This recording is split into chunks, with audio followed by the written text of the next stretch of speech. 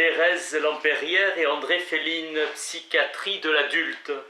L'ouvrage met l'accent sur les aspects cliniques et thérapeutiques des grands syndromes psychiatriques et des principales entités morbides, abrégé et didactique pour les étudiants en médecine et aux médecins praticiens.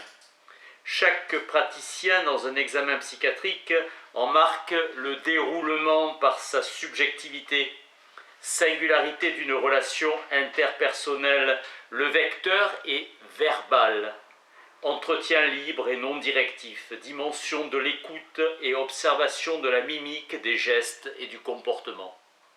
D'un premier entretien dépend le devenir de la relation thérapeutique. Il n'y a pas de recette, c'est affaire de bon sens, de maturité et d'habitude. L'attente de la consultation majore l'anxiété et favorise l'agressivité. La maladie mentale perd son caractère d'affection honteuse et stigmatisante. Le but d'un premier examen est d'assurer une bonne relation. Initiative au patient de la première phrase, puis un silence d'angoisse s'installe, une relance doit être faite en choisissant la charge émotionnelle dont l'importance est indiquée par le sujet. Dégager des données précises sur l'histoire passée et actuelle du sujet. Des symptômes sont instantanément exprimés, angoisse, dépression, fatigue, insomnie et troubles sexuels. Durant l'examen, agitation, maintien postural et réaction, troubles du langage, altération intellectuelle. Les antécédents familiaux sont importants, hérédité et conditionnement par le milieu. Les données sur l'enfance sont les principales étapes du développement psychomoteur.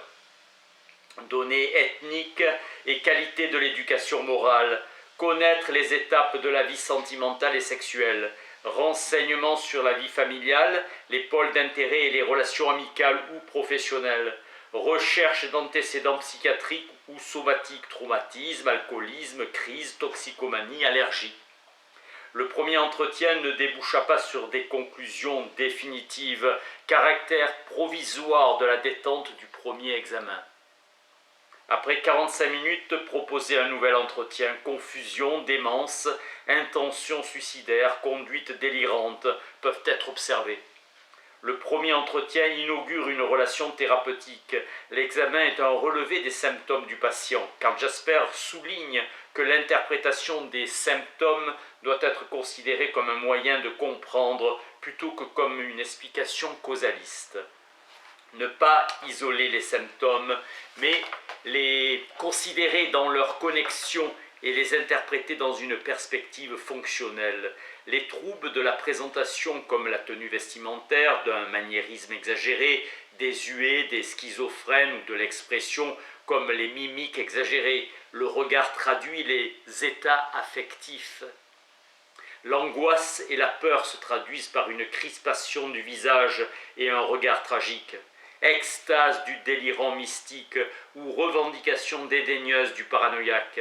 L'agitation survient par crise. Le maniaque s'exalte dans une humeur euphorique. Le schizophrène est imprévisible. Les impulsions brusques traduisent l'irruption de pulsions internes. Les tics s'amplifient avec l'anxiété et s'observent chez les obsessionnels. Le langage peut être perturbé. Le mutisme peut être total ou partiel. Les simulateurs adoptent un silence volontaire. Le bégaiement est un désordre psychomoteur et s'exagère lors des émotions, diminuant en situation de détente. Le lapsus révèle l'émergence de désirs ou de pulsions inconscients. L'insomnie est d'une extrême fréquence en pathologie mentale. Les refus alimentaires ont des motivations pathologiques. Chez les mélancoliques, renoncer à manger, c'est se priver, se châtier. Chez les schizophrènes, où le jeûne est une purification, les troubles des conduites sociales introduisent la notion de passage à l'acte. L'attention est diminuée chez l'instable. Déprimé signifie abaisser. Le découragement, la dépression, l'état de tristesse pathologique. L'oubli est favorisé par le désintérêt. Dans la persécution, le sujet se plaint de préjudices moraux. Les idées de grandeur expriment la mégalomanie et la surévaluation narcissique. La régression désigne le retour du sujet à des étapes dépassées de son développement. Le taux d'hospitalisation est élevé pour les classes sociales inférieures, sans prévalence des maladies mentales entre les différentes classes sociales.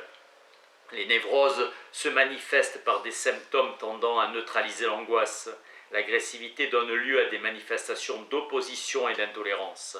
Les mécanismes de défense névrotique sont le refoulement et le déplacement ou l'identification à un autre. L'état anxieux est transitoire. L'attaque d'angoisse donne lieu à des états d'impuissance et de détresse. Les phobies d'animaux sont des reliquats des phobies infantiles.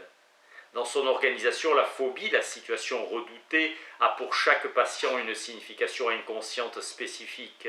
Les phobies sont pour les behavionistes des réactions de peur conditionnées. Avec l'inhibition intellectuelle, tout effort psychique devient impossible et le patient reste passif et désœuvré.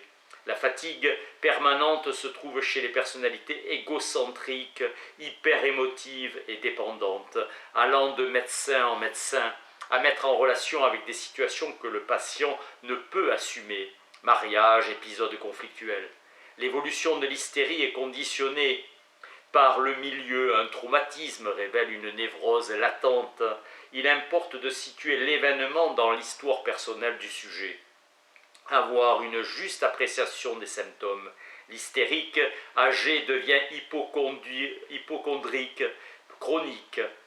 Chez le déséquilibré, l'anomalie de la personnalité se traduit par l'inadaptation permanente, instabilité et incapacité à s'intégrer dans un groupe. L'alcoolisme est un phénomène social quasi universel. Un buveur excessif boit beaucoup mais n'est pas dépendant. 6% sont alcooliques vraiment et leur dépendance s'installe après des années de consommation. Perte de liberté et alcool. La perte de contrôle caractérise le buveur compulsif, l'impossibilité de s'abstenir. L'alcoolisme féminin est plus rare, il est névrotique ou dépressif. La différence avec la toxicomanie est l'usage libre de l'alcool et interdite des drogues. La dépendance est lente dans l'alcoolisme et rapide dans la drogue. Les conséquences sont extrêmement sévères. Répercussions au niveau familial, désorganisation et surmortalité considérables, suicides, accidents et complications psychiques. L'ivresse entraîne une modification de l'humeur, une incoordination motrice avec des gestes maladroits. Tremblements matinaux et hallucinations, état de confusion avec de grandes agitations. Recrudescence des troubles digestifs, anorexie, vomissements. L'affaiblissement intellectuel est fréquent chez l'alcoolique et évolution irréversible vers des démences. Aspiration à une relation de couple chez les homosexuels. Susceptibilité, souci de conformisme social.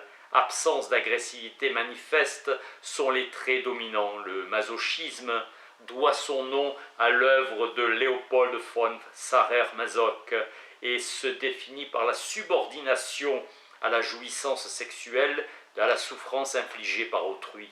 Le sadisme doit son nom à l'œuvre du marquis de Sade et se définit par la subordination de la jouissance sexuelle à la souffrance infligée à autrui. Le voyeurisme est la tendance pathologique qui conduit certains sujets à surprendre par le regard et en se cachant soit une relation sexuelle à laquelle il ne participe pas, soit l'autre dans son intimité. Les désordres de l'humeur sont les troubles les plus courants, se caractérisant par des accès maniaques ou mélancoliques.